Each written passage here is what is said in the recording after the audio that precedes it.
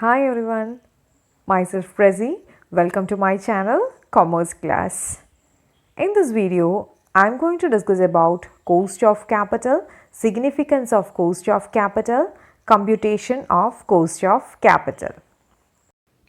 Firms need fund money or capital to carry out its business. So it can raise the capital by using different sources of finance like debenture, equity, retained earnings, preference share capital, etc. So the debenture holders, preference shareholders, and equity shareholders are the investors of the firm, and they invest the money in different firms, and they expect something from these firms. They expect some return from these firms. So that minimum rate of return expected by the investor is known as cost of capital. And cost of capital is the weighted average cost of various sources of finance used by the firm. We already discussed that different sources are debenture, equity share capital, preference share capital, and retained earnings. So sum total of cost of these sources are known as cost of capital, and it is the weighted average cost of various sources of finance. And we can say that cost of capital is the cost of obtaining fund like equity, preference, debenture, etc. That means debenture, in case of debenture, firm must pay a fixed amount of interest, a fixed percentage of interest to the debenture holders. So that is the cost of debenture. Then in case of preference share capital, firm must pay a certain percentage of profit to the preference shareholders in the form of preference dividend, and that is the cost of preference share capital. Then in case of equity share capital, firm must distribute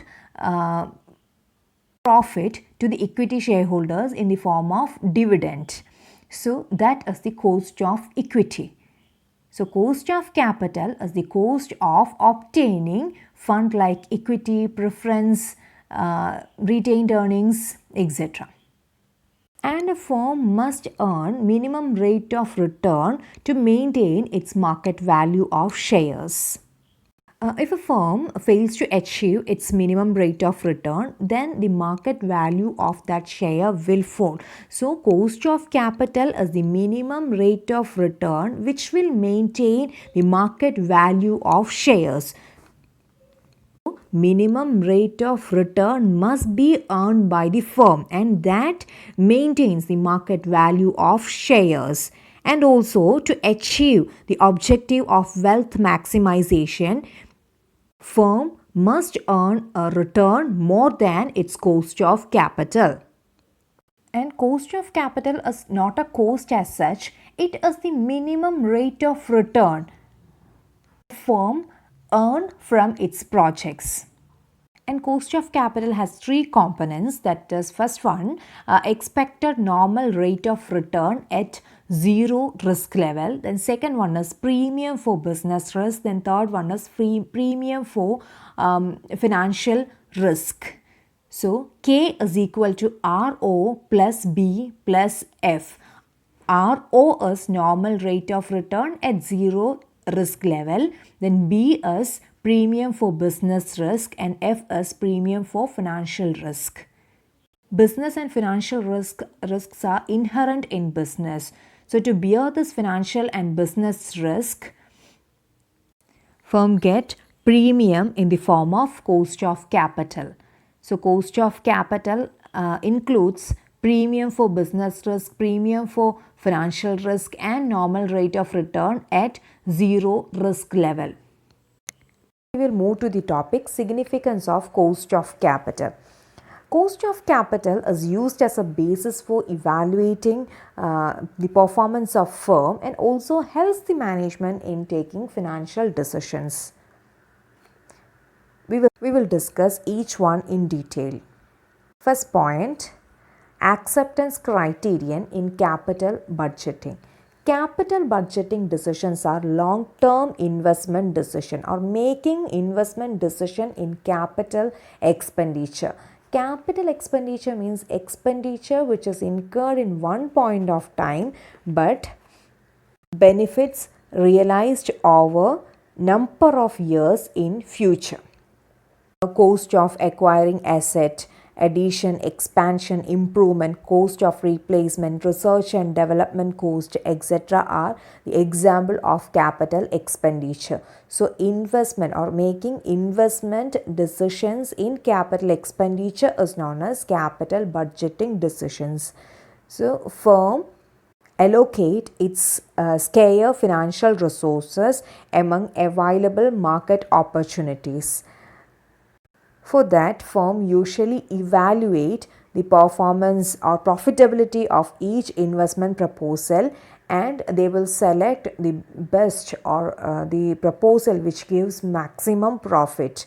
For that, traditional and modern techniques are used by firms. ARR, NPV, IRR are some of the important technique used by the firm to evaluate profitability of these proposal. And cost of capital is the base for calculating this NPV, IRR and profitability index, etc.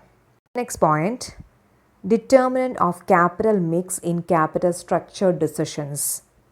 I already uploaded videos on capital structure and theories of capital structure. Share the link in description box. Please go through it and you will get a clear idea about capital structure and theories of capital structure. Capital structure means different types of sources of finance and proportion of these sources that make up capitalization. It is the mix of equity and debt capital that maximizes the value of firm. Firms always try to minimize cost of capital and maximizes value of firm. So for that they select proper mix of debt and equity that maximizes value and minimizes cost of capital. So the cost of a mix of equity and debt which maximizes value and minimizes cost of capital is known as optimum capital structure. While designing this capital structure, management has to keep in mind the objectives of minimizing cost of capital. So from this we can say that cost of capital is the base of capital structure decisions. Cost of capital is also used for evaluating financial performance. Here, the actual profitability of the project is compared with projected cost of capital and actual cost of capital. If the actual profitability of the project is more than projected and actual cost of capital, we can say that that project or the performance of that firm or that proposal is satisfactory. Cost of capital is also used for taking other financial decisions like dividend policy, capitalization of profit, making right issue and working capital, etc. These are some of the importance of cost of capital. Computation of cost of capital. Computation of overall cost of capital of a firm involves computation of cost of specific source of finance and computation of weighted average cost of capital. The first one, computation of specific source of finance, includes cost of debt, then computation of cost of preference, then cost of equity and cost of retained earnings. Cost of debt. Cost of debt is the rate of interest payable on debt. Formula for calculating cost of debt is interest divided by NP. NP is net proceeds. Suppose the debt is a redeemable debt.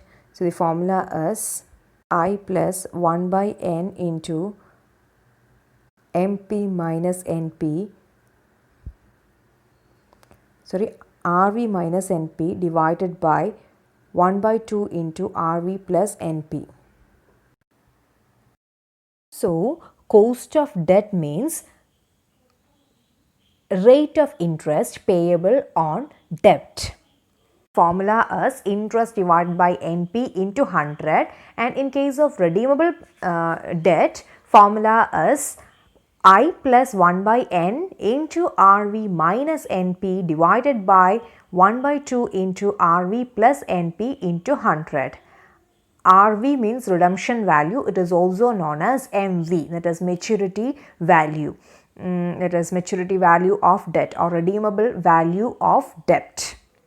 It is about cost of debt. Then second one is cost of preference share capital. The preference shares carry a fixed rate of dividend, and this dividend is paid before equity dividend is paid. The rate is fixed at the time of issue. So the cost of preference share capital is the dividend expected by preference shareholders. And formula for calculating cost of irredeemable preference share is DP divided by NP into 100. DP means preference share dividend, NP means net proceeds. Sometimes redeemable preference shares are issued, and which can be, or these redeemable preference shares can be redeemed or cancelled on maturity date. So the cost of redeemable preference share capital can be calculated by using the formula, that is dP plus RV minus NP divided by N, all divided by 1 by 2 into RV plus NP. RV is redemption value. It is also known as MV. MV, that is maturity value. That is about cost of preference share capital. The next one is cost of equity share capital.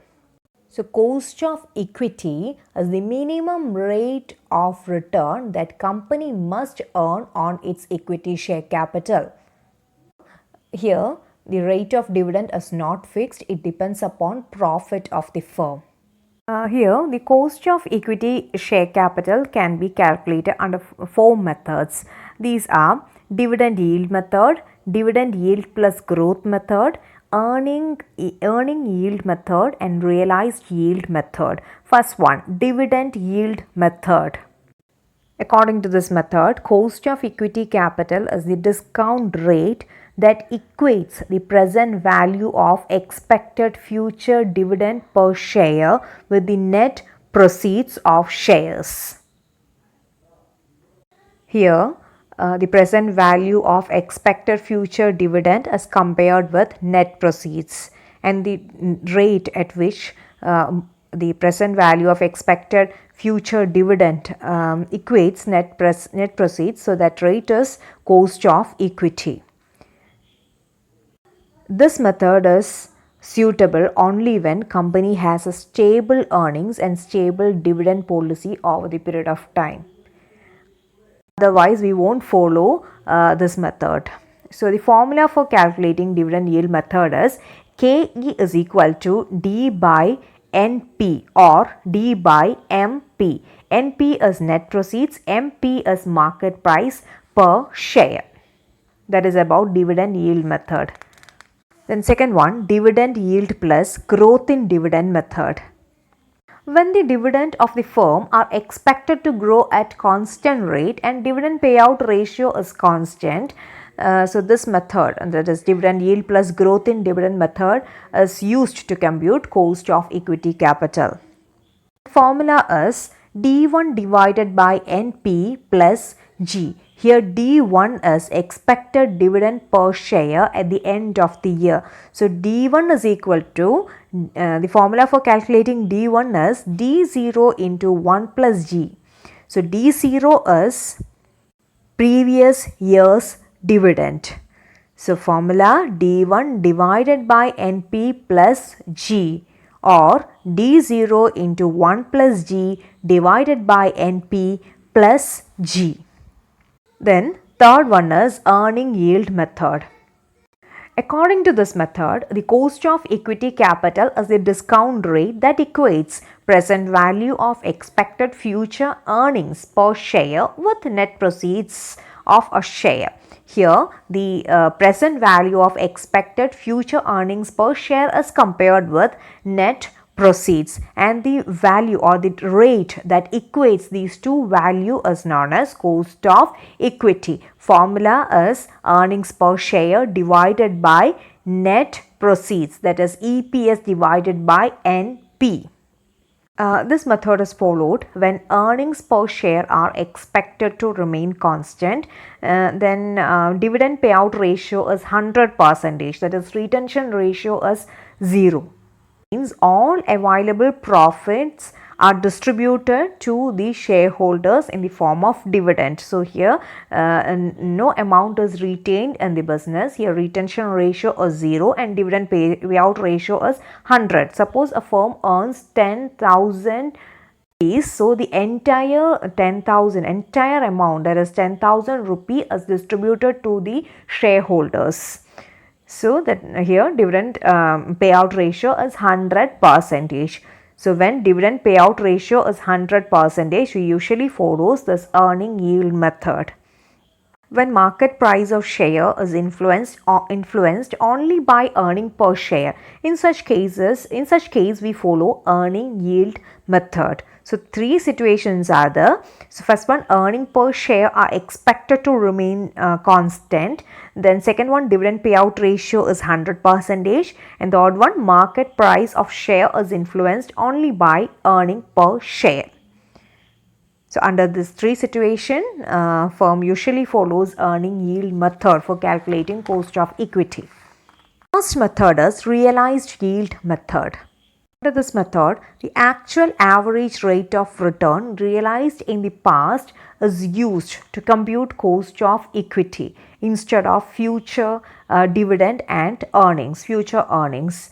In this dividend yield method and earning yield method, usually in these two methods we use as future dividend and earnings, but in this realized yield method, actual average rate of return realized in past is used to compute cost of equity. This method is based on some assumptions. First one is the firm will remain in same risk class over the period. And second one, shareholders' expectations are based upon past realized yield. And third one, investors get same rate of return as the realized yield even if they invest elsewhere. Then fourth one is the market price of shares does not change significantly. Cost of retained earnings. Part of profit retained in an organization to meet future need is known as retained earnings. Actually, this retained earnings do not involve any explicit cost, but it involves opportunity cost. A company distributes whole amount of profit to the equity shareholders as dividend, and equity shareholders can invest this dividend to some profitable opportunities or profitable project, and the equity shareholders can earn money out of this dividend. If the firm retained whole amount of profit in business, so the shareholders won't get any amount and they cannot earn profit from these dividend. So we can say that retained earnings involves opportunity cost, and cost of retained earnings means opportunity cost of the foregone dividend to the equity shareholders. And it is the rate of return which shareholder can obtain by investing after tax dividend in other securities. So cost of retained earnings simply means opportunity cost of foregone dividend. Then formula for calculating cost of retained earnings. KR is equal to D divided by MP into 1 minus T into 1 minus B into 100. Here MP is market price per share and T is tax rate, B is brokerage cost. That is actually the expense on purchasing security for investing dividend. So that is about first part, computation of specific cost of securities. Then second one is computation of weighted average cost of capital.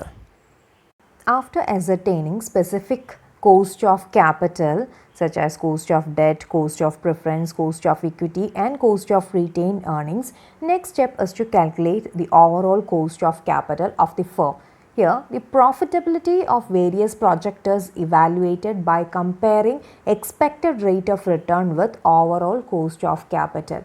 For calculating overall cost of capital, we usually prefer weighted average instead of a simple average. So, weighted average cost of capital is the average of cost of all source of fund in capital structure properly weighted by the proportion of each source in total capital structure. It is also known as composite cost of capital and overall cost of capital. We will move to the steps involved in calculating weighted average cost of capital. First step is assignment of weight. Weights have to be assigned to each source of capital like equity, preference, retained earnings, etc. For this, we have two types of weights, book value weights and market value weights. First one, book value weights. Book value weights are the relative proportion of various source of capital to the total capital. For example, preference share capital is 5, equity is 20, retained earnings is 10 and debenture is 15. So, total capital will be 5 plus 20 plus 10 plus 15. Here total capital is 50. Then next step is calculation of weight. So, first one is preference share capital and value is 5. So, 5 divided by 50 into 100, that is 10 percentage. So, 10 percentage is book value weight. Then next equity capital. Equity is 20. So, 20 equity divided by total capital. Equity is 20 and total capital is 50. So, 20 divided by 50 into 100. 100. So, book value weight is 40 percentage. Then retained earnings, that is 10. So, retained earnings divided by total capital, that is 50. So, 10 divided by 50 into 100 and book value weight of retained earnings is 20 percentage. And last one, debenture. Debenture value is 15. 15 divided by total capital 50. 15 divided by 50 into 100, that is 30 percentage. So, book value weights of debenture is 30 percentage. That is about book value weights. Next one is market value weights. Market value weights may be calculated on the basis of market value of different sources of capital. In book value weights, we usually use book value of each source, but in market value weights, we use as market value of each source of capital. The second step is computation of specific cost of each source. That is cost of debt, cost of equity, cost of preference and cost of retained earnings. And third step is computation of weighted average cost of capital. This can be calculated by multiplying cost of each source by its respective weight. Then the weighted cost of all sources are added, that will be weighted average cost of capital. Thank you for watching my channel. Please subscribe my channel and share my videos. Bye.